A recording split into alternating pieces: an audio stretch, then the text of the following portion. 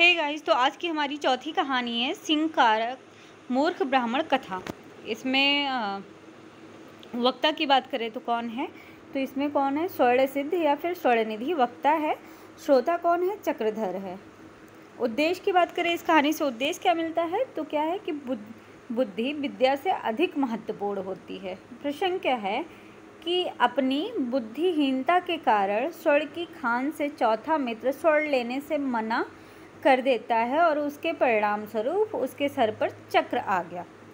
इस पर उसके मित्र स्वर्णनिधि ने यह कथा सुनाई।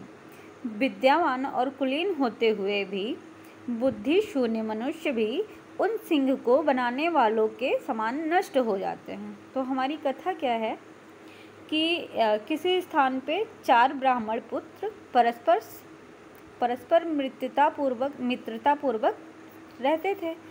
उनमें से 3 जो थे वो क्या थे, शास्त्र के ज्ञाता थे, लेकिन एक क्या होता है कि वो शास्त्र का ज्ञाता नहीं होता है।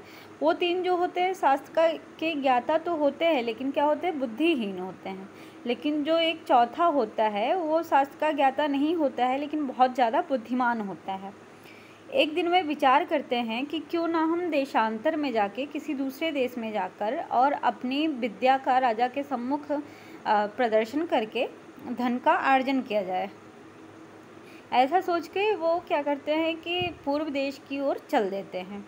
कुछ दूर चलने पर उनमें से एक कहता है कि धन तो विद्या से प्राप्त होता है, और ये जो हमारा चौथा मित्र है बुद्धिहीन, इसके पास तो ये तो विद्याहीन है, इसके पास तो शास्त्र का ज्ञान ही नहीं है, तो ये हमारे साथ में जाकर क्या करेगा, तो इसको क्यों ना हम वापस भेज देते हैं। उनमें से एक मित्र बोलता है, नहीं ठीक है, इसको हम साथ में चलने देते हैं, हमको जो धन मिलेगा उसमें से हम इसको भी आधा दे देंगे। ऐसा कह के वो चारों चल देते हैं। फिर क्या होता है कि जब वो कुछ दूर आगे जाते हैं तो उन्हें एक जंगल पड़ता है। जंगल में क्या होता है कि उनको एक शेर की हड्डियाँ दिखाई देती हैं। उसे देखकर ये जो मित्र रहते हैं वो कहते हैं कि क्यों ना हम आज अपनी विद्या का प्रदर्शन यहीं पे कर लेते हैं। तो उनमें से एक जो मित्र होता है वो क्या करता है कि हड्डियों को इकट्ठा करता है, और दूसरा मित्र जो होता है उन हड्डियों के ऊपर क्या करता है, मांस और चर्म को चढ़ा देता है।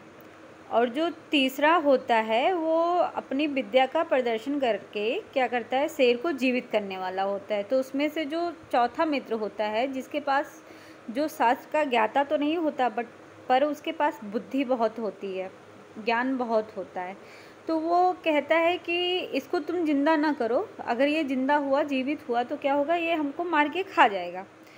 पर वो तीनों उसकी बात नहीं मानते हैं। तो जब वो उसके समझाने पर भी तीनों उसकी बात नहीं मानते हैं, तो चौथा मित्र कहता है, अच्छा ठीक है, थोड़ी देर रुको, अभी तुम इसको जीवित कर देना, पर थोड़ी देर रुको। ऐसा कह के वो क्या करता है कि वो पेड़ रहता है, पेड़ पे चढ़ जाता है। पेड़ पर चढ़ जाने के बाद कहता है कि अब तुम अपनी विद्या का प्रदर्शन करो। तो जो तीसरा मित्र होता है वो शेर के अंदर क्या करता है कि अपनी विद्या का प्रदर्शन करता है और उसको जीवित कर देता है, शेर को। और शेर जीवित होकर उन तीनों मित्रों को क्या करता है, खा जाता है। और जो शाबुद्धि होता है, मतलब जिसके पास जो बुद्धिमान होता है, वो जीवित बच जाता है।